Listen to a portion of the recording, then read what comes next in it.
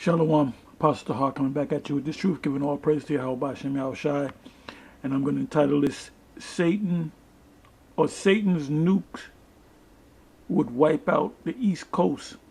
And this is from an article, Daily Star. And it says here, I'll read the headline. It says Vladimir Putin's Satan nukes will wipe out the East Coast on the dawn of World War III, which we know is the War of Armageddon.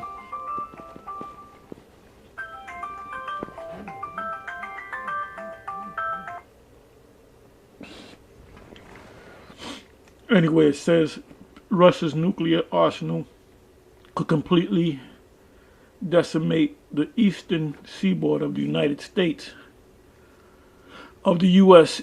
in one fell swoop when World War III, or the War of Armageddon, breaks out.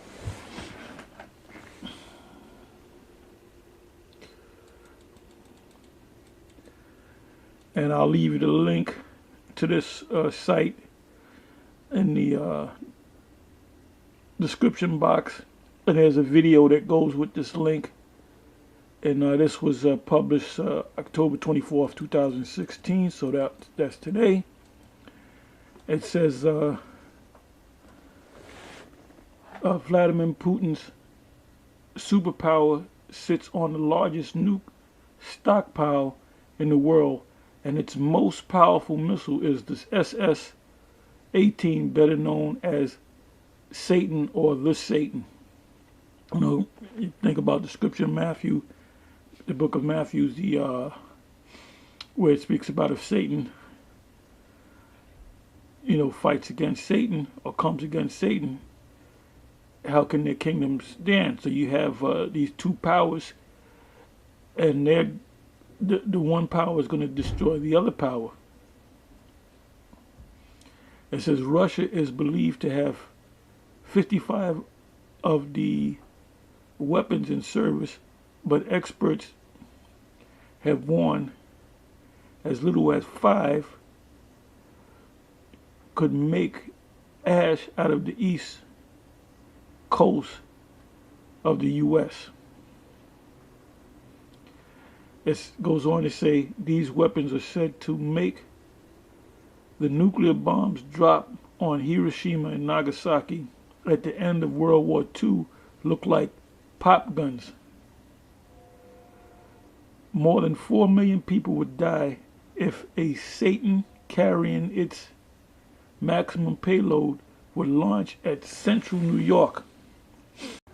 Okay, I'm going to read this quote from Dr. Paul Craig Roberts, and I quote, it says 5 or 6 of these Satans and the East Coast of the United States disappears.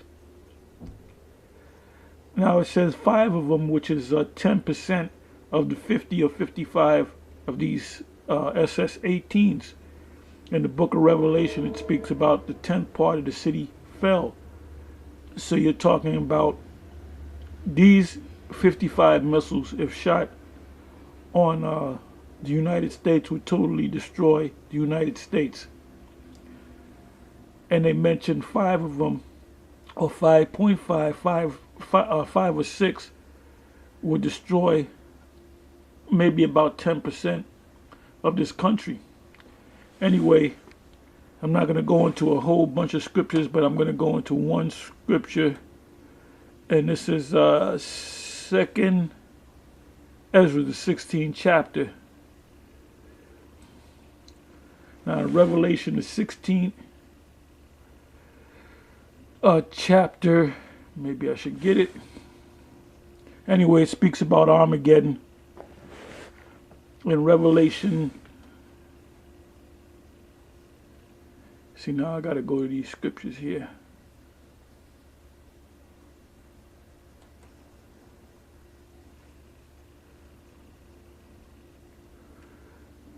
Okay, I'm going to go into the scriptures, and then I'm going to leave you with the. 'The Apocrypha'.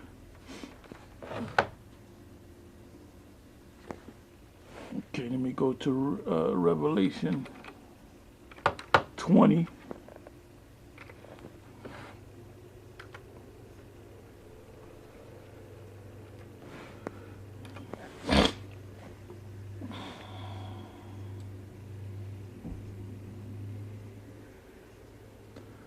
And I'm going to start at the seventh verse. It says, and when 1,000 years were expired, Satan shall be loose out of his prison, and shall go out to deceive the nations which are in the four quarters of the earth, Gog and Magog, which is modern day Russia, or the former USSR, Gog and Magog, to gather them together to battle. And this is the battle. The battle is Armageddon, and I believe the word Armageddon comes up only one time in the scriptures. Only one time. So we know that the 8th verse is referring to this war or battle of Armageddon. It says, 8th verse again, and shall go out to deceive the nations which are in the four quarters of the earth. And this started when during the period of Christopher Columbus, Queen Isabella, and King Ferdinand. They got together and they unified their kingdoms, which was I think it was Aragon and I forget what other kingdoms, but I can easily look it up. But that was in Spain. Aragon was one, and they had taken down Granada. Anyway, it says, and I'll put that information up, and you'll see it. You'll be able to see it. It says, and shall go out to deceive the nations which are in the four quarters of the earth, and that started during the period of the mid to late 1300s into the 1400s, and that's when Columbus, set sail to what they referred to as the New World, and they still use that term, a New World order. It says Gog and Magog, which are the Russians, to gather them together to battle, and they're being gathered together, the number of whom is as the sand of the sea. And by the way, this war, you can go into the history of warfare, and this war will be the biggest, most horrific war to take place in the history of the planet Earth. And that's going to usher in our kingdom, the Most High's kingdom, Yahweh Ba'Shem Yahweh Shai, which the people on top will be the Israelites, and the rest of the nations, starting with Esau, the Edomites, on down to the Ishmaelites, the Hamites, and the various other nations out there. They will be our servants. And, there's going to be levels to slavery. We're not going to be as hard to those other nations as we're going to be on Esau. Esau is going to get a special ass whipping for a very long time, and then he's going to be exterminated. Anyway, 9th verse, it says, and they went up on the breadth of the earth and compassed the camp of the saints. The camp of the saints are the children of Israel, and it's also talking about the land of Israel, because that's our camp. The land of Israel, Jerusalem, the Middle East, so you can understand. And the beloved city. The beloved city is Jerusalem, Jerusalem, which means city of peace, And we are also known as the beloved city. We are also known as the New Jerusalem. When you read Revelation, the 21st chapter, and it speaks about, matter of fact, let me get that.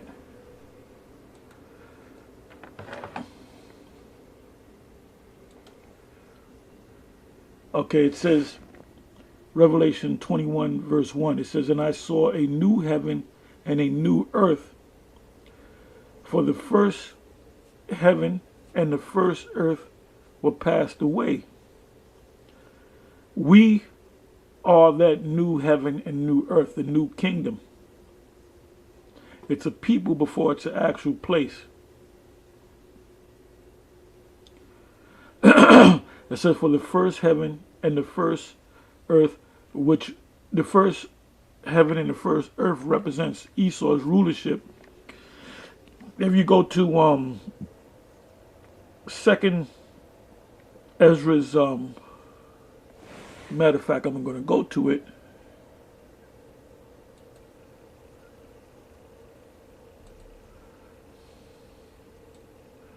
So I can read it, word for word.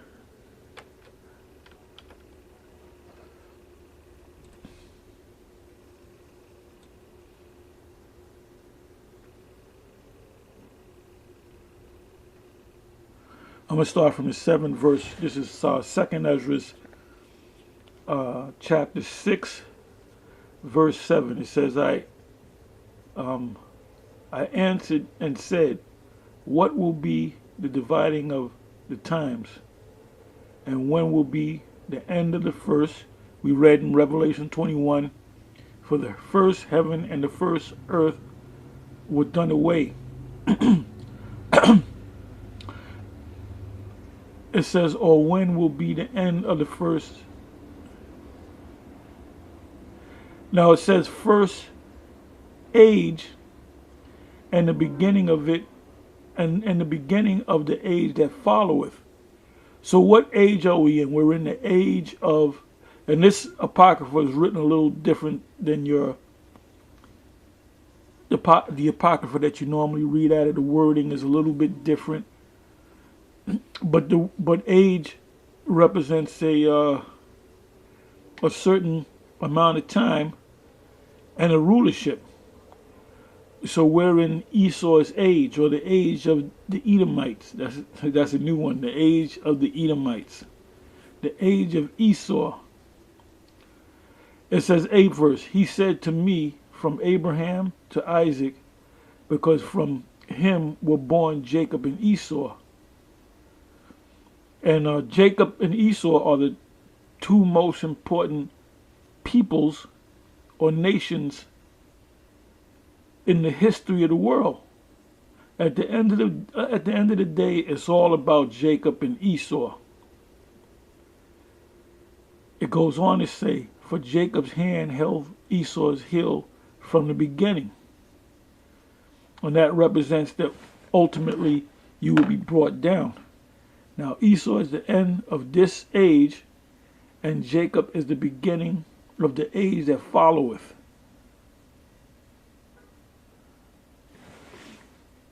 So now let's go back to Revelation.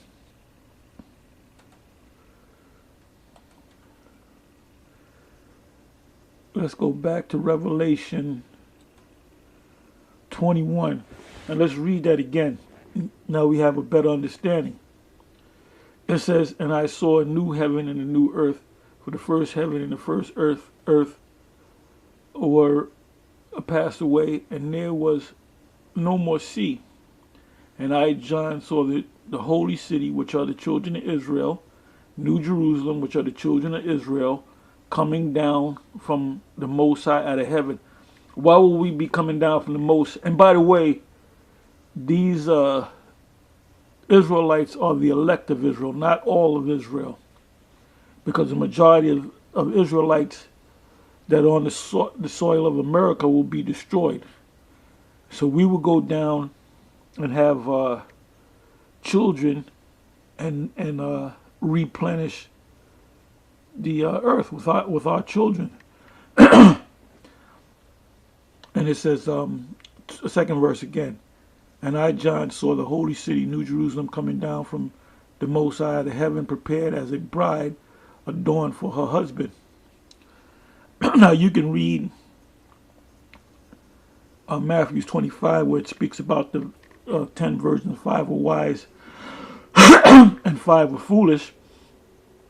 And the ones that make it would be the wise ones, which represent a certain segment of the children of Israel. The ones that don't make it, they are the foolish ones, which are represented as the 2/3 of Israel that will perish here in Babylon the Great. It says the third verse, and I heard a great voice out of heaven saying, behold, the tabernacle of the Most High is with men, and he will dwell with them, and they shall be his people, and they shall be his people, meaning the Israelites, not the other nations. And the Most High himself shall be with them, or I'll read the word for word, and God himself shall be with them and be their power. Fourth verse, and the Most High shall wipe away all tears from their eyes, Israelites' eyes. He's not going to wipe the tears of Esau's eyes. And there shall be no more death. So we're not going to die. Tells you in 1 Corinthians 15, O death, where's thy victory? O death, where's thy... The sting of death. It speaks about the sting of death. O death, where is thy victory? It says neither. Now why aren't we going to die? Because we're going to keep the laws perfectly. And we're going to be the priests, the men of Israel, we're going to be the priests to govern all the other nations, because they're going to be sinning. And when they sin, we're going to beat them down. Neither sorrow nor crying, neither shall there be any more pain, for the former things are passed away. So this is talking about the hell that we caught over here in Babylon, and the previous captivities that we were forced into. So now let me go. You know what? Let me get a better version of this Apocrypha. This is 2nd Ezra, the 16th chapter.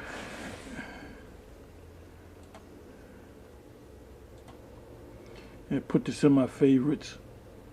Yeah, for you idiots out there that spend thousands of dollars on books, you know, you can find pretty much any book online. Okay, this is 2nd Ezra 16, chapter 16, verse 1. It says, and this is this basically goes straight in on the war of Armageddon, the coming destruction, and before that, the chip. You know, they eventually what they're going to do is you know, force the whole world to accept that microchip, the mark of the beast. And you know, you're going to be tested as to whether you're going to take it or not. If the Most High puts a spirit on you to resist it, you will resist it. But the majority of our people will take that chip. And before this destruction takes place, the war of Armageddon, when Babylon the Great is utterly destroyed, as spoken of in Isaiah 13 and Isaiah the 14th chapter, and Jeremiah 50, Jeremiah 51. I mean, there's many scriptures, you know, on the destruction or the war of Armageddon, but you have to, the Most High has to put his spirit on you for you to put these scriptures together. It's like a puzzle. You got to take the pieces of a puzzle and you put the pieces together, and then you see the big picture. And the Most High has opened up our eyes to see that big picture. All praises to Yahweh Hashem Yahweh Shai. It says here, woe be unto thee, Babylon and Assyria. Now we know there was the ancient Babylon, and there's a new Babylon, also known as Babylon the Great, or the daughter of Babylon. It says, woe be unto thee, Babylon and Asia. Woe be unto thee, Egypt and Syria. Now there's a lot in the news on Syria. It says, gird up yourself with cloth of sack and hair. Bewail your children and be sorry, for your destruction is at hand. And that's what we've been trying to tell you people, or been telling you people for years, on the highways and the byways, that ultimately this place will be destroyed. And don't get mad at us. Get mad. If you're going to get mad at somebody, get mad at the Most High, the Supreme Yahweh, Yahweh by Hashem Yahweh Shai. It says, a sword is sent upon you, and who may turn it back? Now this sword represents your modern day sword, which is the ICBMs, because these ICBM missiles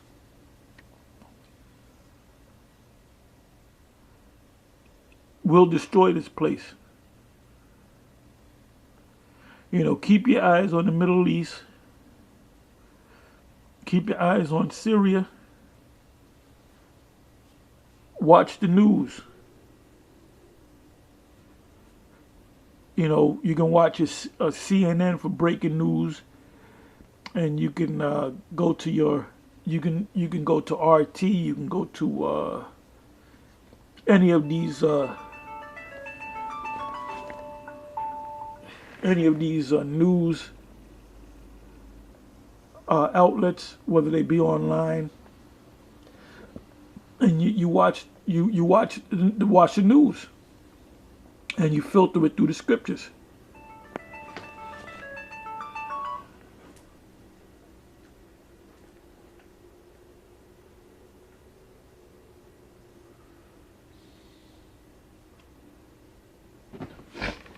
They're reading on. Okay, the third verse. The sword is sent upon you, and who may turn it back? A fire is sent among you, and who may quench it? Plagues are sent unto you, and these plagues are the missiles. You know, if you read Psalms 91, and Psalms 91 basically goes into when these missiles are shot on Babylon the Great, that the elect will be beamed up into these ships by the angels, and Yahweh Shai will be in the midst of those ships, and we will then look down, and that's part of the prophecy. You know, you're going to look down and you're going to see the destruction and the reward of the wicked, which are these evil ass Edomites. Okay, it says, 5th verse, plagues are sent unto you, and what is he that may drive them away? There's nothing that you can do. You can also go into Nahum. There's so many scriptures that pop into my head. Nahum, the 3rd chapter. It says the 6th verse. May any man drive away a hungry lion in the wood, or may any one quench the fire in stubble when it has begun to burn? May one turn again the arrow, which are the missiles, that is shot of a strong archer, and that strong archer are these missile silos. In Job, the 20th chapter, it goes into how they come from the body. It says the 8th verse, the mighty Lord Yahweh by Hashem Yahushai sendeth the plagues. What plagues in particular? The missiles. And who is he that can drive them away? A fire shall go forth from his wrath, anger, and who is he that may quench it?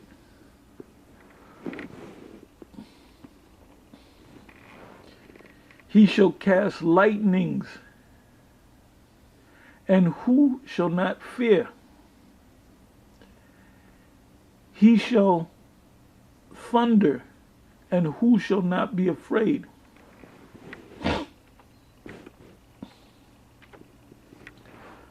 Yahweh by Hashem Yahushai shall threaten, and who shall not be utterly beaten to powder, at his presence. And it tells you in the book of Ezekiel,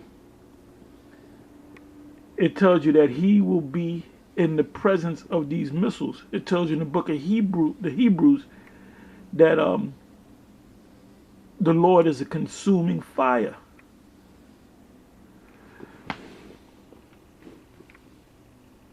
So we're living in serious times. We're living at the end of this thing.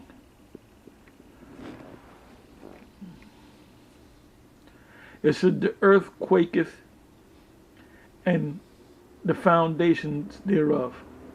The sea ariseth up with waves from the deep, and the waves of it are troubled, and the fishes thereof also, before Yahweh by Hashem Yahushai, and before the glory of his power.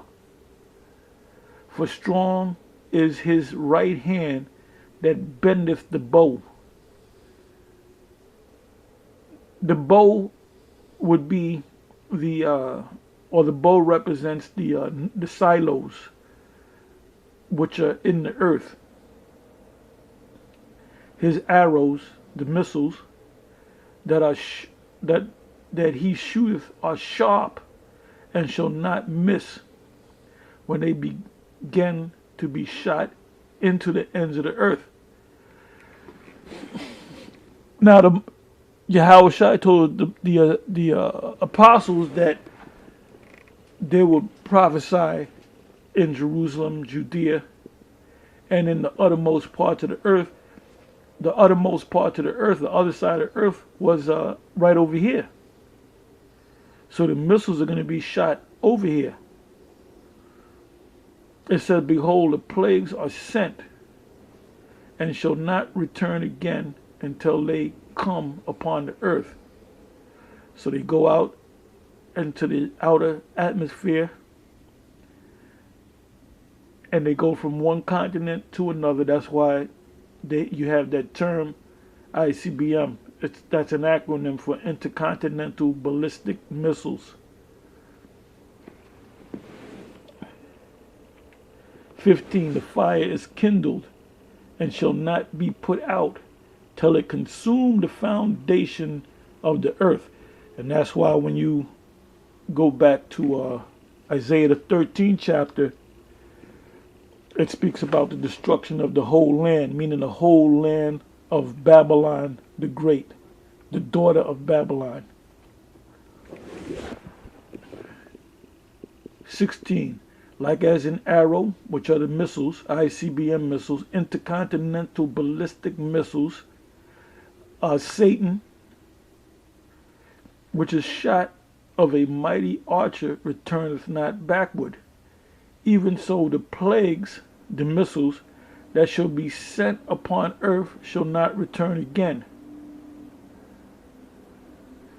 17, woe is me, woe is me.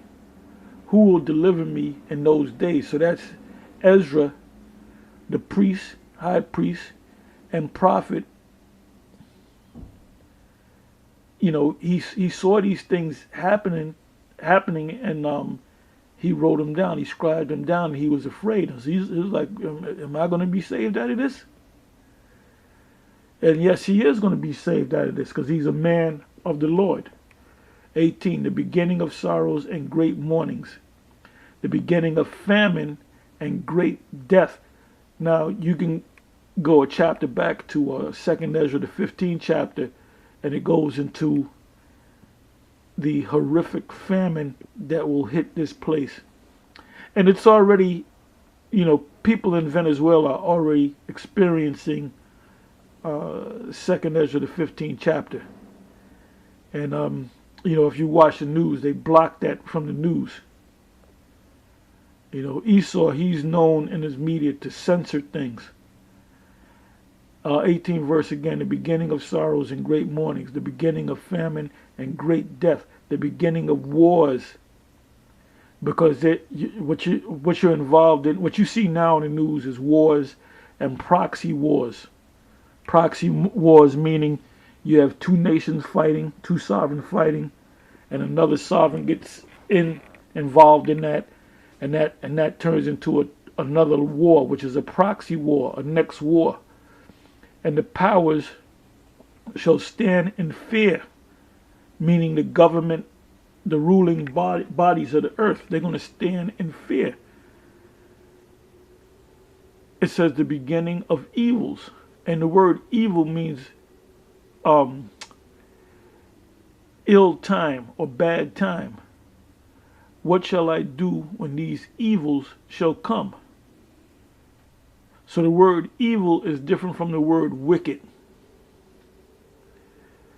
It says, behold, famine and plague, tribulation and anguish are sent as scourges for amendment. But for all these things they shall not turn from their wickedness, nor be always mindful of their scourges.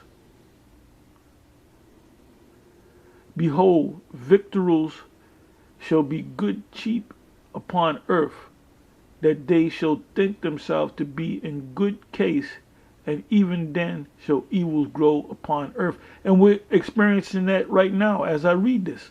Sword, famine, and great confusion.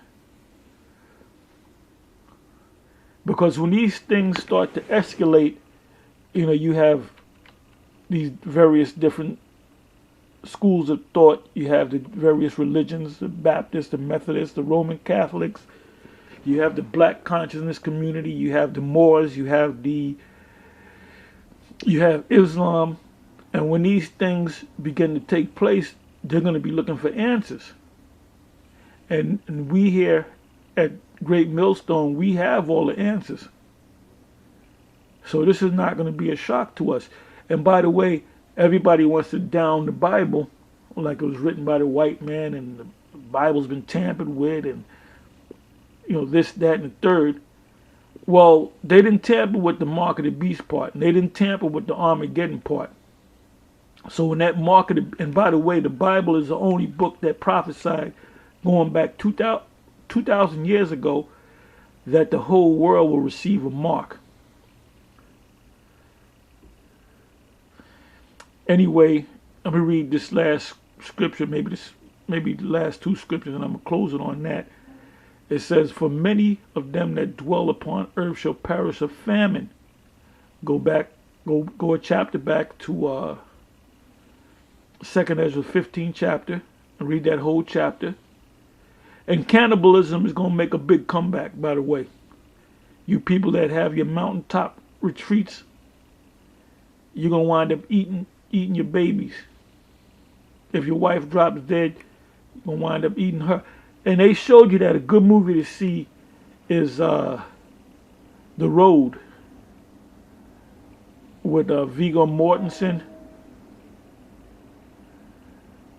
And they really go into it. And that's a deeper movie than the movie that Denzel did when he was that futuristic movie. I forget the name of that movie, but you'll see it on the screen. Anyway, it says 22. For many of them that dwell upon earth shall perish of famine, and the other that escape the hunger shall the sword destroy. So one way or another, you're going to be put to death. 23. And the dead shall be cast out as dung, and there shall be no man to comfort them. For the earth shall be wasted, and the city shall be cast down. There shall be no man left to till the earth and to sow it. The trees shall give fruit, and who shall gather them? Anyway, with that, I'm going to close it, and you can read the rest of this chapter. And, you know, all the things that we here at Great Millstone teach, they're all going to come to pass. Everything that we have said.